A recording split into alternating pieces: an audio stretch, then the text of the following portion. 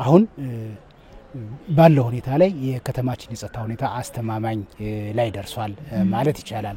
ይህንም ደግሞ የከተማ አስተዳደሩ የሰላም እና የጸጥታ አመራሩ የከተማችን የጸጥታ መዋቅሩ አባሉ ሌት ተቀን ደከመኝ ሳይል ከፖለቲካ አመራሩ ጋር ተጣምሮ በሰራው ስራ አሁን ያገኘነውን ሰላም ማግኘት ይችላል። ከዚያም አልፎ አሁን ላይ በተለይ በ33ኛ ዙር የፖሊስ ሰራዊት ሰልጥኖ የወጣው የሰራዊት አባላችን ለከተማችን ትልቅ አቅም ይሆናል ብለን እናስባለን። ይህ ኃይል ከተማችን ላይ አሁን ያለውን የሰላምና የጸጥታ ሁኔታ ዘላቂ ከማድረግ አኳያና ልማታችንም በአግባቡ በፈለግነው ፍጥነት ለመስራት ትልቅ አቅም ይሆናል ብለን እናስባለን። አቀደን እየሰራን ያለው ይሄ ነው።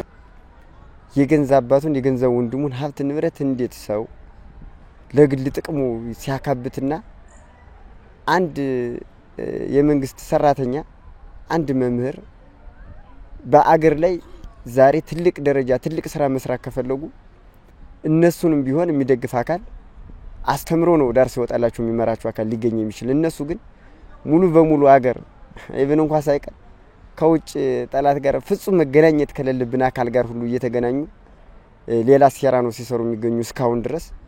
ለወደፊቱም ቢሆን ህይወታችንን እስከሚሰዋ ድረስ ለመንግስትና ለህዝብ እናገለግላለን ብለን ያስበን።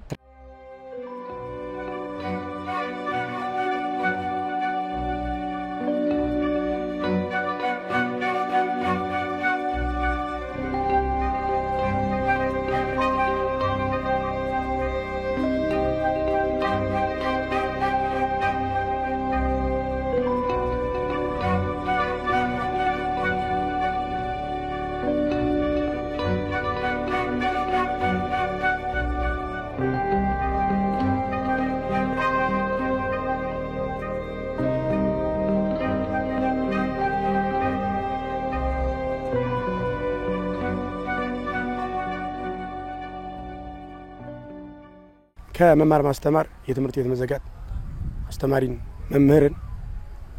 መምህር ማለት አባት ነው እየሞተ ያለበት ዶክተርን እንዲሁም ደግሞ አምቡላንሶችን እናት ወላድ እየሄደች ውረጅ ተብላ እሷን መንገድ ላይ ጥሎ አምቡላንስን ይዞ የመሄድ የማቃጠል ማህበረሰቡ በጣም እየተጎዳ ነው።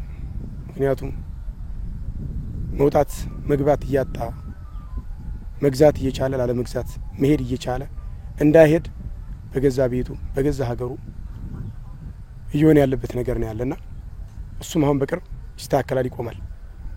አገሩን እየካደ ህዝቡን እያሰቃየ እናቶች ታክመው በሰላም እንዳይወልዱ ያለበት ቦታ ላይ ነው ያለን። በዛ ላይ ትምህርት ቤት ተዘግቶ የኛ እህት ወንድሞች እንዳይማሩ አምቡላንስ እንኳን የእናቶች ተብሎ በስርዓት እናቶቻችን ህክምና የማያገኙበት አምቡላንስ እየተሰረቀ ባንክ ቤቶች እየተዘረፉ እና ይሄ ጽንፈኛ ኃይል እኔ እንደዚህ ይቀጥላል ብዬ አላስብም።